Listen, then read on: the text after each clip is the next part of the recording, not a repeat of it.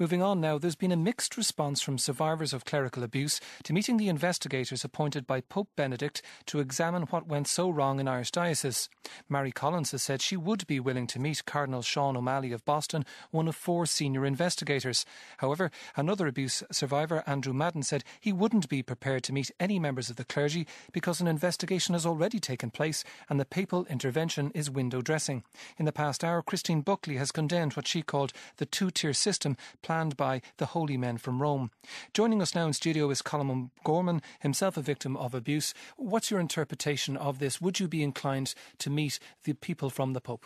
Well, I think first of all I should say that I completely understand Andrew's position, and I think he articulated it very well. This is a pointless probe if it's been described as a probe. This is not an investigation of what had happened, and nor does the Church need to put one in place. The Irish taxpayer and the Irish state has spent many tens of millions of euros at this point establishing what happened. And that's even if it were credible that the Vatican doesn't already fully understand exactly what had happened. I mean, the Vatican has, for a very long time, required all individual cases of clerical child sexual abuse to be located to the Vatican, who will decide how those cases are to be handled.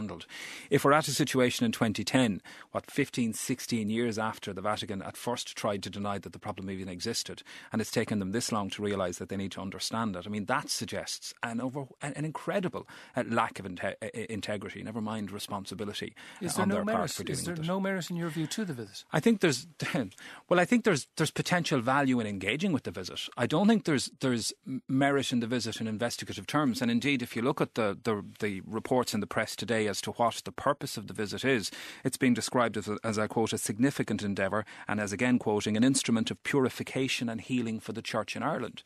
So yet again we see that the focus of the institution is on its own self-protection, its own self-promotion, is that not on healing for the Church. Say that if they're extending the hand, they're going out to meet people, that necessarily is a cover-up? Is it not something that they're trying to get down and talk to people directly and find out exactly what went on? I haven't suggested that this investigation is a cover-up. What I am saying is I agree with Andrew's view that as a probe, as an investigation, it's pretty pointless. The facts are well established, and the Vatican has a very significant and in-depth understanding of the facts of cases here in Ireland and indeed across the world, despite the endless deceit that they spin out of Rome and continue to spin out of Rome, suggesting that they didn't understand the nature of the problem. That's a fact, and I mean that's now proven at this point. I do think there is a value in engaging with the investigation, because I think, as I think a leading priest suggested yesterday, and I saw reports yesterday, that it should be put to them. This investigation should be asked to account for Rome's dishonesty and deceit on foot of these investigations and the responses to the publications of these reports. I mean, last November we had the Vatican suggesting that this was down to governance problems in the national church in Ireland, and that this was somehow unique to the Irish Church. They know damn well it wasn't. And the Vatican understands the governance structure of the Catholic Church. There is no governance structure of the national church in Ireland.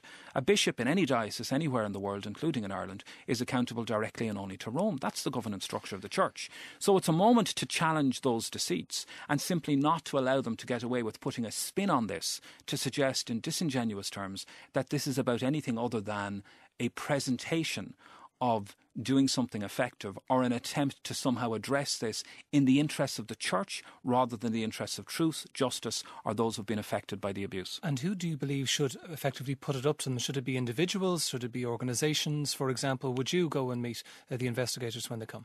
I think on a personal level I'd be open, and this is me speaking as an individual, I'd be very open to having that conversation with them, because I think we need to put challenging questions to them, and they shouldn't be allowed to evade those questions. Equally, I think it's important that we be able to report on exactly what their conduct is, because the one thing is certain: the Vatican and these investigators will not be transparent in how they're adopting this approach. I mean, for instance, the fact that this is being reported, the fact that their final decision, months and months after this visitation was announced, their final decision to meet with victims of abuse is being announced as a breakthrough. How can that be a breakthrough? How can it be a breakthrough that 20 years since we started talking about this issue, the Vatican is now deigning it necessary and significant to meet with victims of abuse? I mean, that in itself is an indication of their failure. It's a change, because they are meeting in the same way that the Pope on several occasions in different countries has also done the same. The Pope has in the past met with select individuals and prayed with them. I mean, it's a little bit like the Pope's repeated apologies, and every time, or so-called apologies, every time we hear a suggestion that the Pope has apologised, we're told it's a breakthrough, and yet the Pope has never actually apologised for anything. He's expressed sorrow.